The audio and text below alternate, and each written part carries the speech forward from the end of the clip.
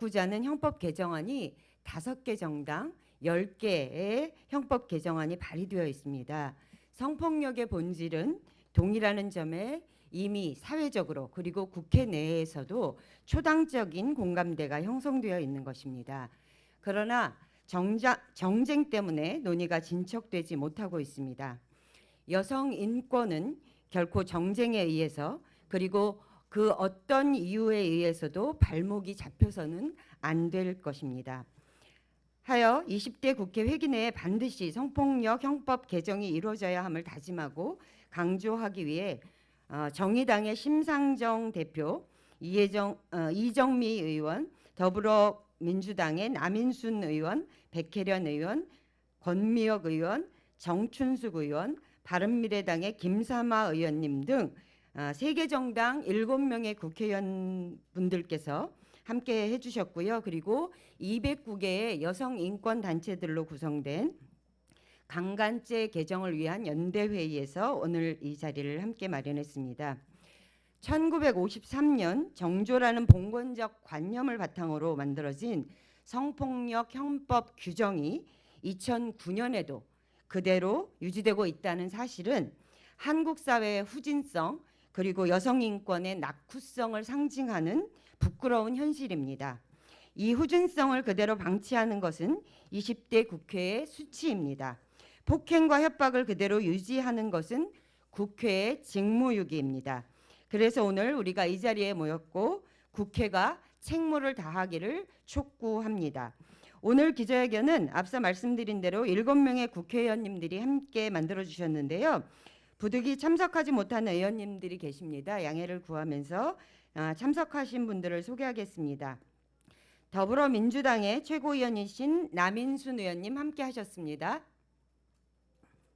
네, 역시 더불어민주당의 백혜련 의원님 함께 하셨습니다. 정의당의 이정미 의원님 함께 하셨습니다. 그리고 정의당 여성본부 조혜민님 함께 하셨습니다. 여성인권운동 단체들은 1991년 성폭력 특별법 제정 시기부터 낙후한 형법 성폭력 규정을 바꿔야 한다고 그리고 최하비서를 폐기하고 동의를 기준을 바꿔야 한다고 촉구해 왔습니다. 그 활동을 꾸준히 하고 있는 단체 활동가들도 함께 하고 있는데요. 강간죄 개정 연대회의를 통해 개정운동을 활발하게 벌이고 있는 분들도 소개해드리겠습니다. 한국여성민우의 이미경님 함께 하셨습니다. 아유, 제가 잘못 말했나요? 네, 한국성폭력상담소입니다. 이미경 소장님 함께 하셨습니다. 그리고 전국성폭력상담소협의회 배복준님 함께 하셨습니다. 천주교 성폭력상담소 김태용님 함께 하셨습니다. 한국여성의 전화 송란이님 함께 하셨습니다. 한국여성민우의 정경주 박지영님 함께 하셨습니다. 네, 모두 감사합니다. 그러면 첫 번째 순서로 더불어민주당의 최고위원이시고요. 오랫동안 여성인권단체에서 그리고 단체들과 함께 여성인권을 위해서 다양한 활동을 펼쳐오고 계십니다. 남인순 의원님으로부터 왜 20대 국회에서 반드시 형법이 개정되어야 하는지 말씀 청해 듣도록 하겠습니다. 네.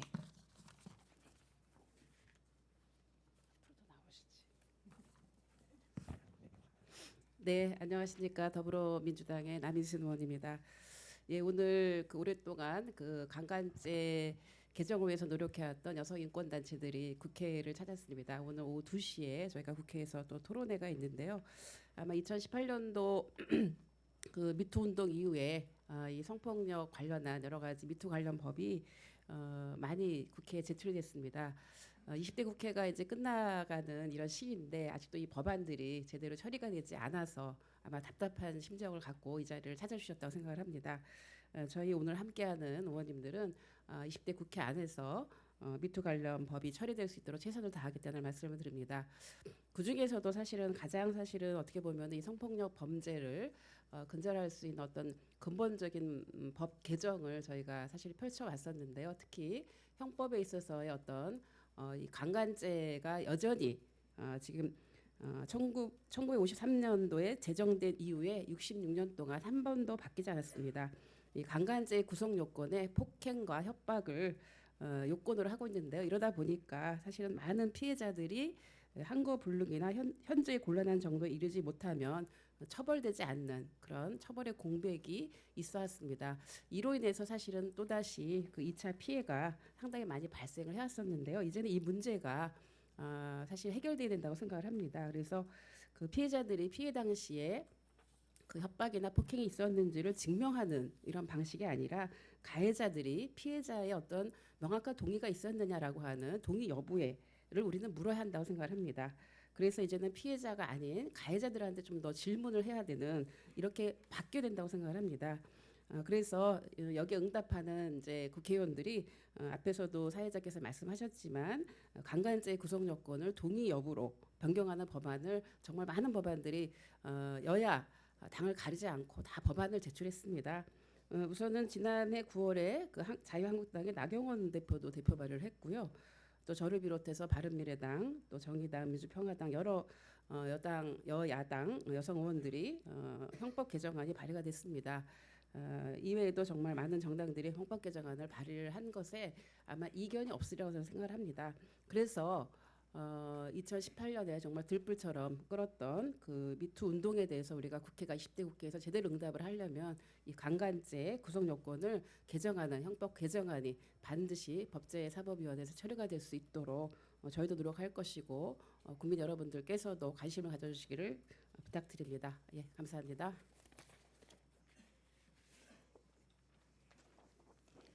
네, 감사합니다. 지난 9월 29일 강간죄 개정을 촉구하는 집회가 열렸었습니다. 이날 집회에 참석한 피해자들은 폭행과 협박을 당해야만 성폭력이 인정된다는 것은 어찌 보면 가해자들에게 빠져나갈 구멍을 만들어주는 것이나 다름없다. 더 이상 피해자에게 책임을 묻거나 이유를 찾지 않아야 한다고 했습니다.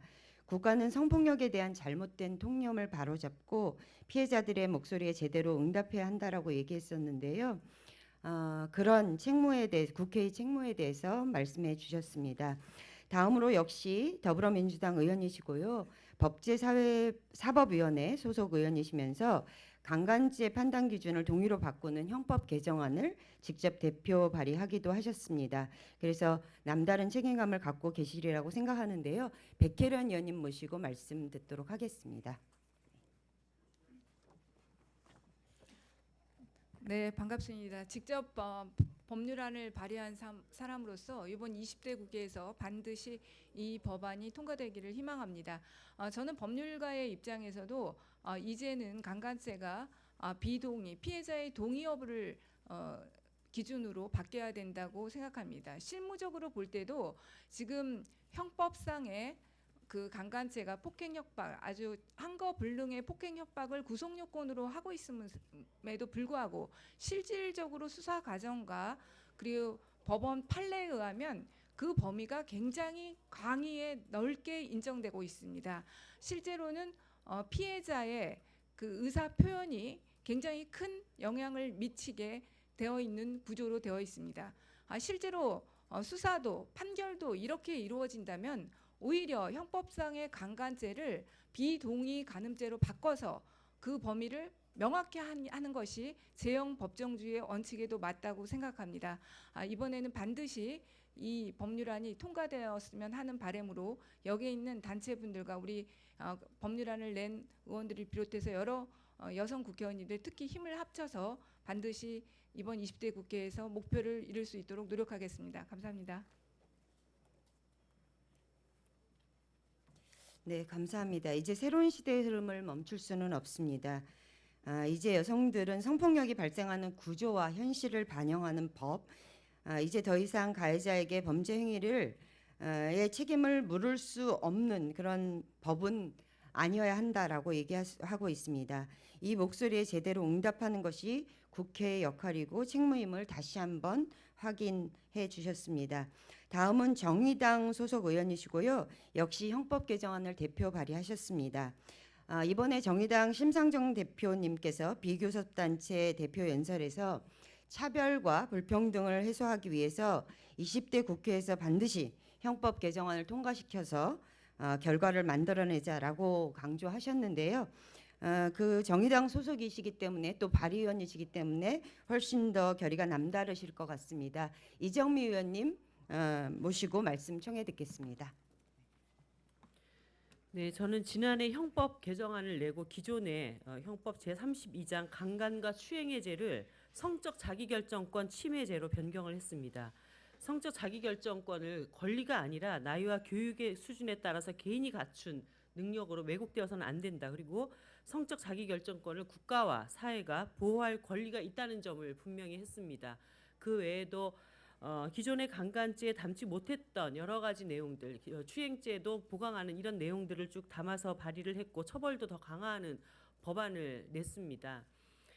저는 아직도 기억을 하고 있습니다. 미투 운동이 시작되고 난 다음에 국회에 수많은 의원님들이 국회 연단에 서서 흰색 장미를 가슴에 꽂고 또 미투에 응답해야 된다는 위두유 팻말을 들고 국민들 앞에서 이제 더 이상 여성들이 눈물 짓지 않는 나라를 만들겠다라고 다 한 목소리로 목소리를 높이고 수십 개 수백 개 법안들이 쏟아져 나왔습니다. 그런데 그 직후에 여성들의 삶이 개선된 것도 아닌데 마치 언제 그런 일이 있었다는 듯이 국회가 다시 조용해졌습니다. 저는 너무나 이 상황이 부끄럽습니다. 수많은 법률안을 다 처리하지 못한다 하더라도 적어도 20대 국회에서 그 길거리로 나섰던 많은 여성들의 목소리에 화답하는 한 가지 숙제라도 해야 된다고 생각을 합니다. 그러기 위해서 적어도 비동의 가늠죄 정도는 20대 국회에서 함께 처리했다라고 하는 그런 성과를 우리 여성들에게 만들어 드려야 되지 않은가 이런 생각을 합니다. 오늘 이 자리에 함께 하신 의원님들과 그리고 209개의 시민사회단체 대표자님들과 함께 힘을 모아서 마지막 법안 처리, 단 한 개의 처리라도 꼭 이뤄낼 수 있도록 최선을 다하겠습니다. 감사합니다. 네, 마지막으로 강간지 개정 연대는 209개 여성인권 단체가 함께하고 있습니다. 전성협의 배복주 대표님 모시고요. 구시대의 잘못된 법이 얼마나 현실과 괴리되어 있고 그리고 어떻게 여성 인권을 침해하고 있었는지 어떤 문제를 만들어 왔었는지 이야기 듣도록 하겠습니다. 예, 배복주 대표님.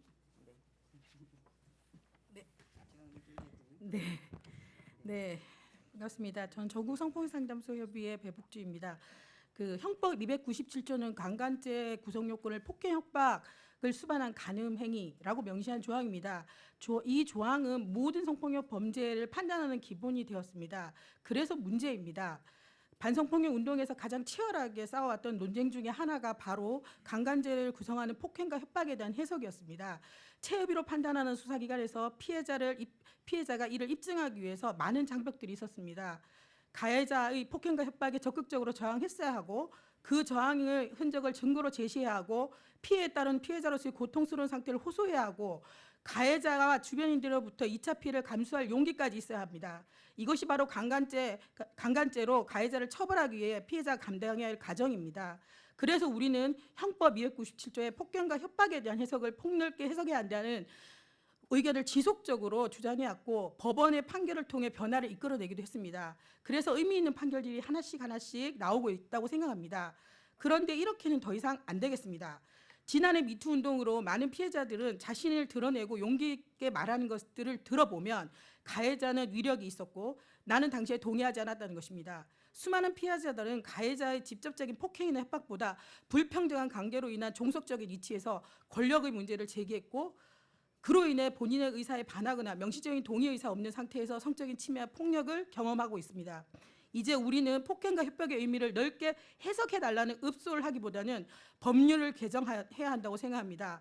그래서 강간죄 개정을 위해 209개의 단체가 연대하게 되었습니다. 국회는 성폭력 범죄의 기준을 폭행과 협박의 여부가 아니라 동의의 여부가 기본이 되도록 법 개정을 반드시 해야 합니다.